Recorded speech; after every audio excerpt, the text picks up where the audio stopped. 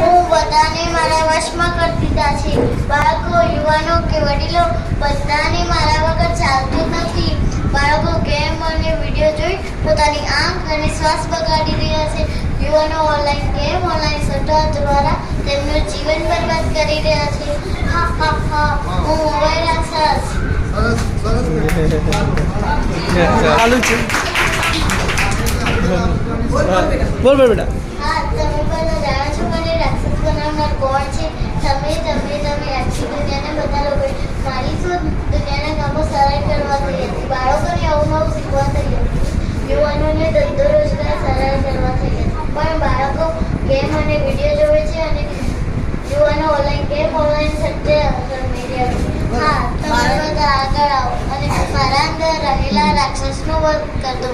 જેટલું બને એટલું બાળકોને મારાથી દૂર રાખો.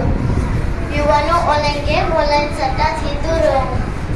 આ જવાબદારી મા બાપની છે, તો વડીલો સારી રીતે નિભાવી મોબાઈલનો સારો ઉપયોગ કરાવે. પછી મોટી કંઈ હું મોબાઈલ રાક્ષસ નથી.